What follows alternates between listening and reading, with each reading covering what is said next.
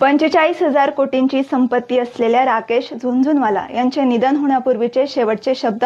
मी व्यावसायिक जगतात यशाच्या शिखरावर पोहोचलो आहे. माझे जीवन हे इतरांच्या दृष्टीने एक यश आहे, मात्र मला कामाशिवाय आनंद नव्हता. पैसा हे फक्त एक सत्य आहे जे मी वापरतो.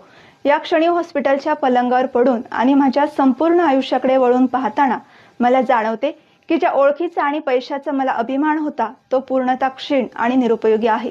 तुम्ही कोणाला तरी कामावर घेऊ शकता, तुमची कार चालवण्यासाठी किंवा पैसे कमवण्यासाठी, परंतु तुम्ही दुःख सहन करून मरण्यासाठी कोणाला कामावर ठेवू शकत नाही. हरवलेल्या भौतिक वस्तू सापडू शकतात, पण एक गोष्ट अशी आहे जी हरवल्यावर कधीच सापडत नाही, आणि ती म्हणजे आयुष्य. आपण आयुष्याच्या कोणत्याही टप्प्यावर असलो तरी कालांतराने आपल्याला त्या दिवसाला सामोरे जावे लागते ज्या दिवशी आपल्या हृदयाची धडधड थांबते. त्यामुळे तुमच्या कुटुंबावर, जोडीदारावर आणि मित्रांवर प्रेम करा. त्यांच्याशी चांगले वागा, त्यांची फसवणूक करू नका. कधीही अप्रामाणिक किंवा विश्वासघातकी होऊ नका.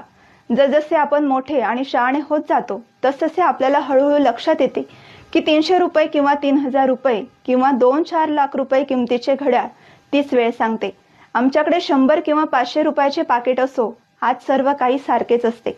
आपण 5 लाख किमतीची कार चालवतो किंवा 50 लाखांची कार चालवतो, मार्ग आणि अंतर सारखेच आहेत आणि आपण त्याच निश्चित केलेल्या ठिकाणावर पोहोचतो.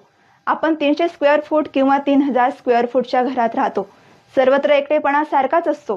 तुम्हाला कळेल की तुमचा खरा आंतरिक आनंद यात नाही.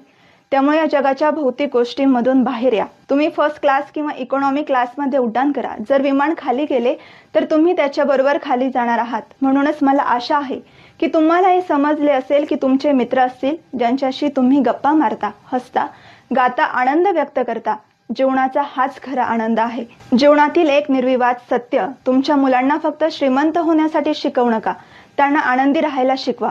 जेव्हा ते मोठे होतात तेव्हा त्यांना वस्तूंचे मोल कळेल, फक्त किंमत नाही. जीवन म्हणजे काय?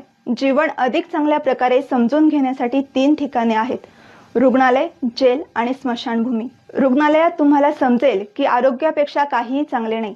स्वातंत्र्य किती मौल्यवान आहे हे तुरुंगात तुम्हाला दिसेल. आणि स्मशानभूमीत तुम्हाला कळेल की जीवन काहीच नाही. आज आपण ज्या जमिनीवर चालतो ती उद्या आपली असणार नाही. आतापासून नम्र होऊया आणि जे काही मिळाले त्याबद्दल देवाचे आभार मानूया. आपल्या मित्रांना, नातेवाईकांना सांगा की पैसा पैसा करून आपल्या लोकांना दुखवू नका. पैसा सर्वस्व नाही. पैसा आज आहे तर उद्या नाही. जो कर्म चांगले करतो देव त्यांच्यावरच प्रेम करतो.